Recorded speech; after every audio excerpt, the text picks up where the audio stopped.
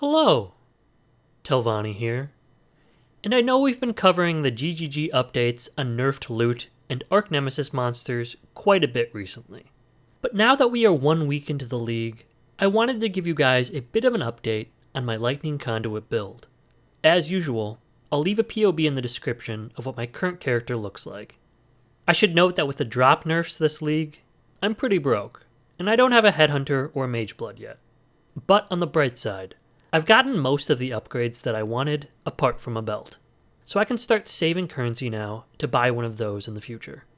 Alright, taking a look at the build, I have transitioned away from a Kinetic Blast and Stormbrand setup, as it was becoming difficult to scale damage without going crit, and it also took a lot of investment on gem sockets to reach 100% hit chance with Kinetic Blast. As such, I have swapped back over to an Orb of Storms setup. The nice thing about this is that I'm able to use it for both single target and AoE situations. I am actually using the anomalous version of Orb of Storms, which causes it to split towards even more enemies when you cast a lightning skill. And I have linked it to anomalous elemental proliferation and anomalous increased area of effect. The alternate gem qualities are not necessary for the build, but they certainly add a little bit of AoE and as a result, quality of life. You can technically drop the Elemental Proliferation gem for an Eldritch Implicit on your gloves, however it would mean giving up on Nerve, which is a pretty big damage loss. I am also using the Awakened version of Chain, so that the Orb of Storms beams chain up to 3 times, and this goes up to 4 with the additional Chain Lightning Mastery on the tree. So I'm getting pretty good coverage with all of that. Finally, I am linking Orb of Storms with Onslaught and Culling Strike. This allows me to drop my Silver Flask for a Jade Flask, as I will basically always have Onslaught during mapping.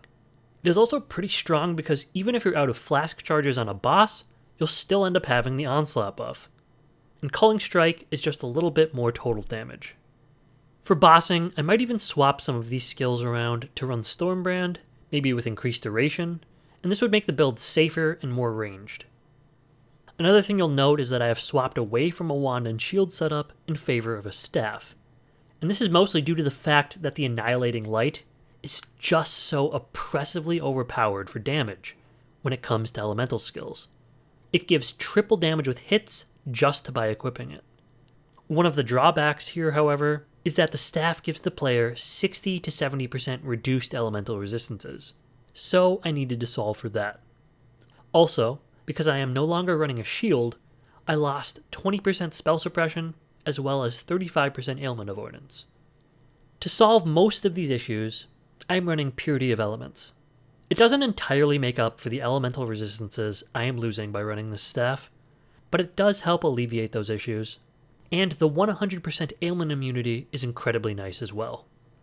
To make up for the missing spell suppression, however, I have grabbed spell suppression on most pieces of gear at this point, something that wasn't really feasible at the start of the league.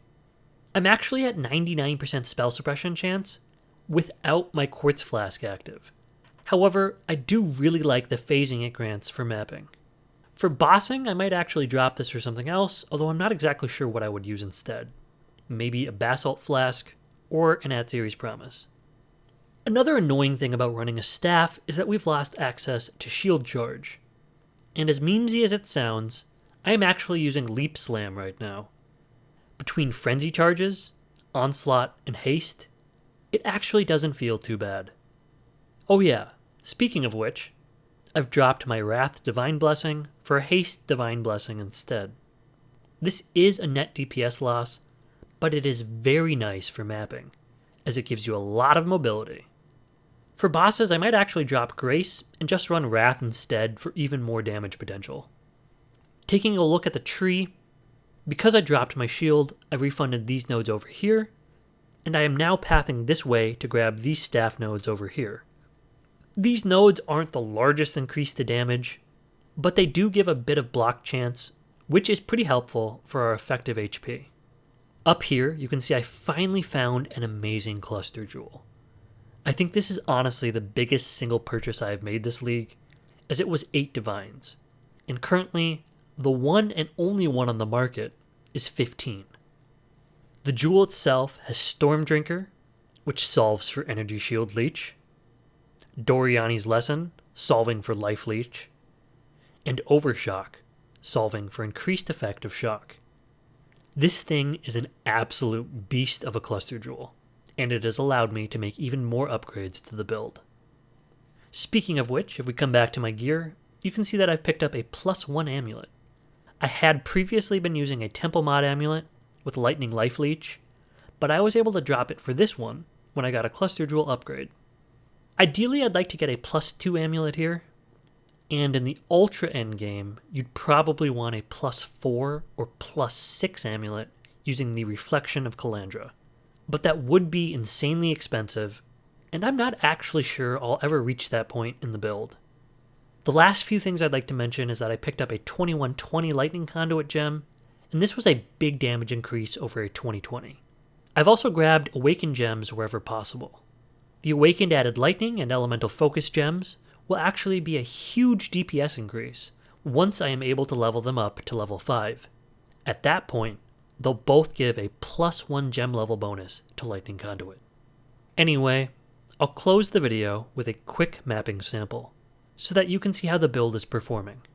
And I might even make a full guide for this build once I've finished min-maxing it a little bit further. I'm also planning on doing my first mapping science video of the League here in a few days, so keep an eye out for that. If you've enjoyed this video, please give it a thumbs up, and if you want to stay updated on my content, or just want to help me out, please consider subscribing to the channel. Anyway, thank you for watching, good luck with your League, and I'll see you in the next one.